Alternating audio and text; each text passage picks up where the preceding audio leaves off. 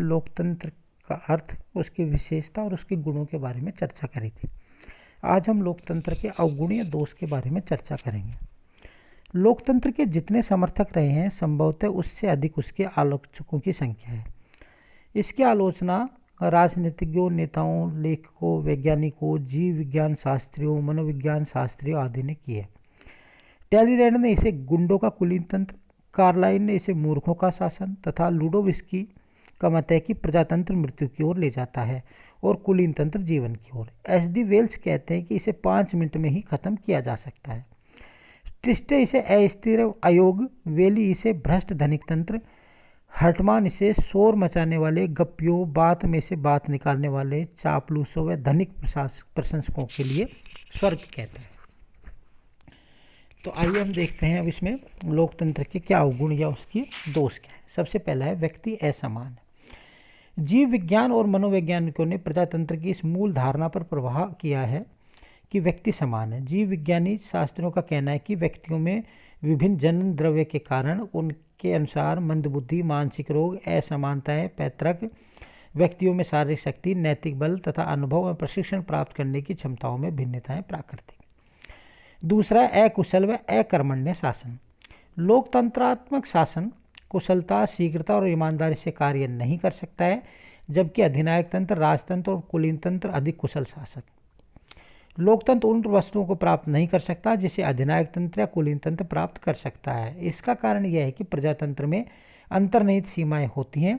सुरक्षा और व्यवस्था के उद्देश्यों को अधिनायक तंत्र में अधिक अच्छी तरह से प्राप्त किया जा सकता है। तीसरा, अयोग्य व्यक्तियों का शासन। लोकतंत्र औसत व्यक्तियों का शासन है जो अयोग्य, अनभिज्ञ, पूर्वाग्रही, भावुक और असहिष्णु होते हैं। प्रजातंत्र में अधिकांश व्यक्तियों का कोई अपना मत नहीं होता है। उनमें सार्वजनिक विषयों को समझकर अपना निर्णय लेने की योग्यता नहीं होती है। उन्हें मतदान केंद्रों में दबाव डालकर या फुसलाकर लाया जाता है। मतों पर दल, जाति, संप्रदाय या अनेक प्रकार के दबाव कार्य करते हैं। चौथा है परिवर्तन विरोध। लोकतंत्र प्रगतिशील व क्रांतिकारी परिवर्तनों का विरोधी होता है। ये परिवर्तन के प्रति उदासीन होता है। इसका कारण यह है कि प्रजातंत्र में साधारण व्यक्ति रूढ़िवादी होता है, वह एक रूपता को पसंद करता है। अतः प्रगतिशील व क्रांतिकारी नीतियाँ, नवीन आविष्कारों व अन्वेषणों, जीवन निर्वाह के नवीन तरीकों व जीवन की नवीन विचार प्रणालियों को सरलता से स्वीकार नहीं कर सकता है। पांचवा, वास्तविक लोकतंत्र की स्थापना कठिन है। विश्व में सही प्रजातंत्र कहीं भी विद्यमान नहीं है, क्योंकि कहीं भी शासन सत्ता का प्रयोग जनता द्वारा स्वयं नहीं किया जाता है। शासन सत्ता का प्रयोग चतुर लोग करते हैं और भोली भाली जनता को फुसलाकर उससे मत प्राप्त कर लेते हैं। छठा, इसमें राजनीतिक दलों का बुरा प्रभाव। लोकतंत्र बहुमत का शासन है और बहुमत दलों पर निर्भर करता है। अतः इस शासन में सब दोष पाए जाते हैं जो राजनीतिक दलों में होते हैं। इसमें देशभक्ति के स्थान पर दल भक्ति, स्वतंत्र विचारों के विकास के स्थान पर दलीय विचार, योग्य व्यक्तियों के स्थान पर दलीय व्यक्तियों को प्रोत्साहन, राष्ट्र का कृत्रिम विभाजन, नैतिक स्तर में गिरावट, भ्रष्टाचार आदि बुराइयां आती हैं। जैसे लॉर्ड ब्राइस कहते हैं कि दल कपट को उत्साहित करते हैं, स्वाभाविक आदर्श को हीन बनाते हैं और राष्ट्र के जीवन में फूट डालकर लूट का माल खाते हैं। सातवां, अत्यधिक खर्चीला शासन। लोकतंत्र अत्यधिक खर्चीला शासन है। निर्वाचनों पर शासन को ही खर्च नहीं करना पड़ता, बल्कि राजनीतिक दल और उम्मीदवारों को भी अत्यधिक धन खर्च करना पड़ता है। फलतः जो लोग निर्वाचन में जीतते हैं वे उस धन से अधिक धन की पूर्ति करते हैं जिसे वे निर्वाचन में खर्च करते हैं। इस तरह सार्वजनिक भ्रष्टाचार जन्म लेता है और नैतिक स्तर का पतन होता है। आठवां, बहुमत का अत्याचार। लोकतंत्र बहुमत का शासन है और बहुमत उतना ही अत्याचारी हो सकता है जितना कि अधिनायक तंत्र या निरंकुश तंत्र। बहुमत में अल्पमत सर्वदा असुरक्षित रहता है। बहुमत शासन की विडंबना यह है कि लोग उस समय भी असहाय या उदासीन रहते हैं जिस समय उन्हें लोकतंत्र के नाम पर लूटा जाता है या उन पर अमानुषिक अत्याचार किए जाते हैं तथा उनकी स्वतंत्रताओं का गला घोटा जाता है। कोकर कहते हैं कि समस्त प्रकार की शासन प्रणालियों में लोकतंत्र स्वतंत्रता तथा व्यक्तिवाद का घोर शत्रु है। नौवां है आर्थिक संकट। लोकतांत्रिक शासन व्यवस्थाओं में अर्थव्यवस्थाओं की स्थिति ठीक नहीं है। राजनीतिक नेतृत्व जनता के भय से कठोर आर्थिक निर्णय नहीं ले पाता है। फलतः देश में बेरोजगारी तथा मुद्रास्फीति या महंगाई को बढ़ावा मिलता है। 10वां इसमें पेशेवर राजनीतिज्ञों का बोलबाला। लोकतंत्र में जो लोग व्यापार, उद्योग तथा किसी अन्य व्यवसाय में असफल रहते हैं वो राजनीति में आ जाते हैं। फलतः देश एक ऐसे पेशेवर राजनीतिज्ञों का वर्चस्व स्थापित हो जाता है जो बहुत घातक होते हैं। 11वां इसमें विकास का लाभ जन साधारण को नहीं, लोकतंत्र में विकास के लाभों को राजनेता, उद्योगपति, प्रशासक तथा सत्ता के दलाल डकार जाते हैं। जन साधारण उन लाभों से वंचित रह जाता है। मूल्यांकन के रूप में हम देखते हैं कि उपरोक्त आलोचनाओं के बाद भी लोकतंत्र एक सर्वश्रेष्ठ शासन प्रणाली है। यह सत्य है कि लोकतंत्र युद्ध की संभावनाओं को समाप्त नहीं कर सकता, पूंजी व श्रम की समस्याओं का समाधान नहीं कर सकता, प्रशासनिक भ्रष्टाचार, अकर्मण्यता व अकुशलता को दूर नहीं कर सका, फिर भी इसने इन अन्यायों, अत्याचारों और दुखों का अंत किया है जो दूसरे शासनों में व्याप्त रहते हैं। DC बर्ड लिखते हैं कि इस बात से कोई इनकार नहीं करता कि वर्तमान प्रतिनिधि सभाएं दोषपूर्ण है, परंतु यदि कोई मोटर गाड़ी ठीक प्रकार से कार्य नहीं करती तो बैलगाड़ी को उसका स्थान देना कितनी मूर्खता की बात होगी, चाहे वह कितनी ही मनोहारी क्यों न हो। लॉर्ड ब्राइस कहते हैं कि इससे अधिक सर्वश्रेष्ठ और कौन सी प्रणाली है। जब तक लोकतंत्र में आलोचना, विरोध और विमत का अधिकार रहेगा तब तक लोगों को निष्पक्ष और स्वतंत्र निर्वाचनों में प्रतिनिधियों को अपदस्थ करने और नई प्रतिनिधियों के चयन करने का अधिकार रहेगा। अब देखते हैं कि लोकतंत्र की सफलता के लिए आवश्यक शर्तें क्या हो सकती है। सबसे पहला तो इसके अंतर्गत है कि लोकतांत्रिक भावना, यानी कि लोगों में लोकतांत्रिक भावना होनी चाहिए, तब तो वह सफल हो पाएगा। लोकतांत्रिक देश के नागरिकों में लोकतांत्रिक मूल्यों के प्रति आस्था और निष्ठा होनी चाहिए। उनकी आदतों, भावनाओं, विचारों, विश्वास, व्यवहारों आदि में प्रजातंत्र निवास करना चाहिए। डेविड थॉमसन कहते हैं कि नागरिकों में लोकतांत्रिक दृष्टि होनी चाहिए, उनकी परंपरा और संस्कृति में भी प्रजातंत्र विद्यमान होना चाहिए। दूसरा है आंतरिक व बाह्य शांति। लोकतंत्र देश के अंदर और बाहर शांतिपूर्ण वातावरण की मांग करता है। यदि देश के अंदर अव्यवस्था है, जीवन अस्त व्यस्त है, उपद्रव है और क्रांति जैसा वातावरण है तथा देश के बाहर युद्ध या आक्रमण के भय की स्थिति है, तो ये सब स्थितियां प्रजातंत्र के प्रतिकूल होती हैं। नेक्स्ट है इसमें गंभीर आर्थिक विषमताओं का अभाव।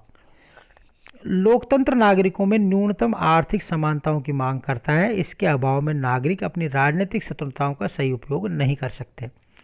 यदि लोगों को रोजगार का अवसर नहीं है और उनका रोजगार किसी दूसरे की सनक पर निर्भर करता है तो लोगों की राजनीतिक स्वतंत्रता आर्थिक सत्ता की कठपुतली मात्र बन जाएगी। कोल कहते हैं कि आर्थिक समानता के अभाव में राजनीतिक स्वतंत्रता व्यर्थ है। स्टालिन कहते हैं कि एक भूखे, नंगे और कल की चिंता से ग्रस्त व्यक्ति के लिए राजनीतिक स्वतंत्रता का कोई महत्व नहीं है।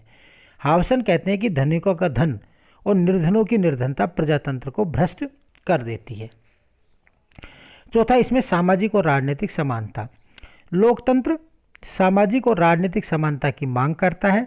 इसका अर्थ है कि सभी नागरिक सामाजिक दृष्टि से समान हो और उनमें जाति, भाषा, धर्म, लिंग, प्रदेश या किसी अन्य आधार पर कोई भिन्नता न हो। व्यक्तिवाद एवं उदारवाद। लोकतंत्र व्यक्तिवाद और उदारवाद की मांग करता है। इसका अर्थ यह है कि प्रजातंत्र में व्यक्तित्व और उसके गौर का महत्व होता है, उसकी स्वतंत्रताओं को सम्मान किया जाए। छठा इसमें मिताचार और नम्रता। लोकतंत्र बंधुत्व, सहनशीलता, नम्रता, मिताचार की बात करता है।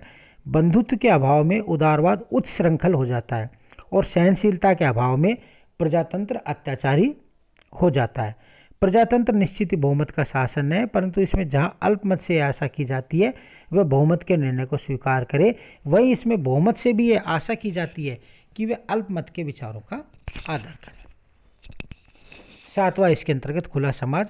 लोकतंत्र खुले समाज की मांग करता है, बंद समाज की नहीं। जिस समाज में नवीन विचारों व व्यवहारों का आदर नहीं किया जाता, जहां उन्हें बलपूर्वक दबा लिया जाता है, वह प्रजातंत्र के स्थान पर सर्वसत्तावाद जन्म लेता है। आठवां स्वच्छ, स्वस्थ तथा गतिशील नेतृत्व। लोकतंत्र स्वच्छ एवं स्वस्थ नेतृत्व की मांग करता है। नेताओं में नैतिक चरित्र, ईमानदारी, कार्यकुशलता, योग्यता और लोक भावना उच्च कोटि की होनी चाहिए।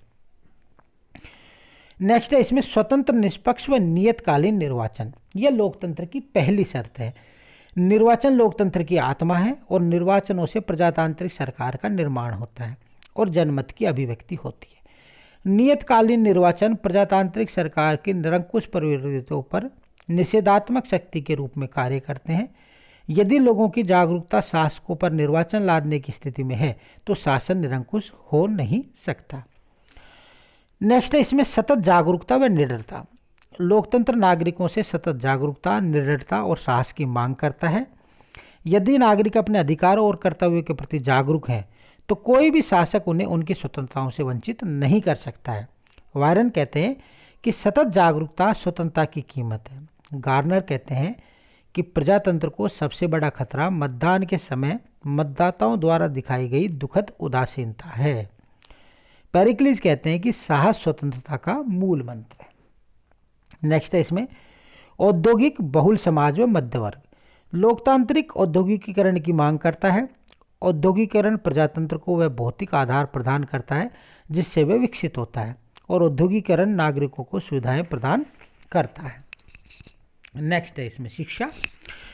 लोकतंत्र शिक्षित नागरिकों की मांग करता है। जे.एस. मिल कहते हैं कि मतदान को सार्वजनिक बनाने से पूर्व सार्वजनिक शिक्षा के द्वारा सभी व्यक्तियों के लिए खोल देने चाहिए। नेक्स्ट है इसमें संविधानवाद। लोकतंत्र संविधान की मांग करता है। इसका अर्थ है कि प्रजातंत्र नियमानुकूल शासन, शक्ति विभाजन, सीमित और उत्तरदायी शासन की मांग करता है। नेक्स्ट है सुदृढ़ एवं सशक्त राजनीतिक दल। लोकतंत्र के लिए एक सुदृढ़ व सशक्त राजनीतिक दलों की आवश्यकता स्वयं सिद्ध है। दल प्रजातंत्र के प्राण, हृदय और आत्मा होते हैं। जेनिंग्स कहते हैं कि जब तक विपक्ष विद्यमान है अधिनायक तंत्र हो ही नहीं सकता है। नेक्स्ट है इसमें स्वतंत्र एवं निष्पक्ष प्रेस। लोकतंत्र में स्वतंत्र और निष्पक्ष प्रेस की आवश्यकता होती है। किसी वर्ग अथवा यदि प्रेस पर सरकारी नियंत्रण है या प्रेस पर पूंजीपतियों का नियंत्रण है या उसका दृष्टिकोण सांप्रदायिक या एक वर्गीय है तो वह जनमत का सुदृढ़ आधार नहीं हो सकता। 16वां स्थानीय स्वशासन संस्थाएं। स्थानीय स्वशासित संस्थाएं वे नींव हैं जिन पर प्रजातंत्र रूपी महल खड़ा है। ये वे शिक्षालय हैं जहाँ प्रजातंत्र का प्रशिक्षण दिया जाता है, सार्वजनिक कार्यों के प्रति रुचि पैदा की जाती है और उत्तरदायित्व की भावना का विकास किया जाता है। रोडी, एंडरसन और क्रिस्टल का मत है कि स्वशासन व्यवहार में प्रजातंत्र है। अल्फ्रेड स्मिथ कहते हैं कि प्रजातंत्र के सभी रोगों का इलाज अधिक प्रजातंत्र है। डी टाकविले कहते हैं कि स्थानीय स्वशासन को प्रजातंत्र की आत्मा कहा जा सकता है। नेक्स्ट है इसमें संवैधानिक साधनों में आस्था। लोकतंत्र इस बात की मांग करता है कि जो लोग प्रजातांत्रिक संस्थाओं का संचालन करते हैं संवैधानिक साधनों में आस्था रखते हो, अर्थात वे परिवर्तन के लिए अनुनय, वाद विवाद, विचार विमर्श, तर्क, जनमत, विधि आदि का सहारा लेते हैं। परिवर्तन के लिए प्रजातंत्र मत पत्र की शक्ति पर निर्भर करता है, गोली की शक्ति पर नहीं। नेक्स्ट है इसमें जनता में राजनीतिक चेतना। जनता में राजनीतिक चेतना का होना किसी भी लोकतांत्रिक शासन व्यवस्था के लिए आदर्श माना जाता है।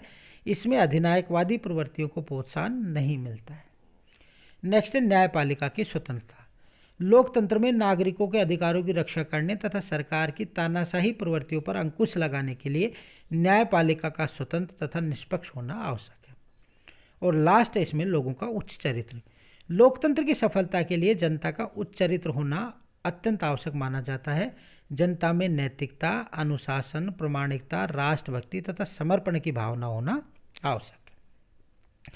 आइए हम कंक्लूजन में देखते हैं कि क्या भारत में लोकतंत्र की सफलता के लिए आवश्यक तत्व विद्यमान हैं। कई बार ये क्वेश्चन पूछा जाता है। तो देखें, भारत एक प्रजातांत्रिक देश है। इसका संविधान लिखित है। इसमें शासन सीमित व उत्तरदायी है। यहाँ विधि का शासन है। नागरिकों के मूल अधिकार संविधान द्वारा सुरक्षित हैं। यह स्वतंत्र न्यायपालिका है। स्थानीय स्वशासित संस्थाएं विद्यमान हैं। प्रेस स्वतंत्र है आदि। भारत को सशक्त नेतृत्व प्राप्त होता रहा है। इस पर भी कुछ आलोचक भारतीय प्रजातंत्र की आलोचनाएं करते हैं। इनका कहना है कि भारत के नागरिकों में अपार आर्थिक विषमताएं हैं। एक तरफ अत्यधिक धनिक और दूसरी तरफ असंख्य निर्धन है, जो जीविकोपार्जन के न्यूनतम स्तर से प्रादेशिकता और भाषाएं आदि भावनाएं अधिक हैं। अधिक जनसंख्या निरक्षर है। राजनीतिक और सामाजिक जीवन में भ्रष्टता है आदि। यहाँ कुछ राष्ट्रीय दलों को छोड़कर अधिकांश राजनीतिक दलों का आधार धर्म या सांप्रदायिकता या प्रादेशिकता है। उपरोक्त आलोचनाओं के बाद भी भारत में प्रजातंत्र की नींव गहरी है। लोगों की प्रजातांत्रिक सिद्धांतों में आस्था है। यहाँ व्यक्ति के प्रति आदर है और उसकी स्वतंत्रताओं में विश्वास है। भारत में हुए प्रत्येक आम चुनाव में उसके निरक्षर, निर्धन और रूढ़िवादी मतदाता ने अपनी राजनीतिक बुद्धिमत्ता, जागरूकता और परिपक्वता का परिचय दिया है। यही तत्व भारतीय प्रजातंत्र को सशक्त, सफल और चिरस्थायी बनाता है। यह कहना कोई अतिशयोक्ति नहीं है कि भारतीय लोकतंत्र भारतीय जनता के हाथों में सुरक्षित है। Thank you.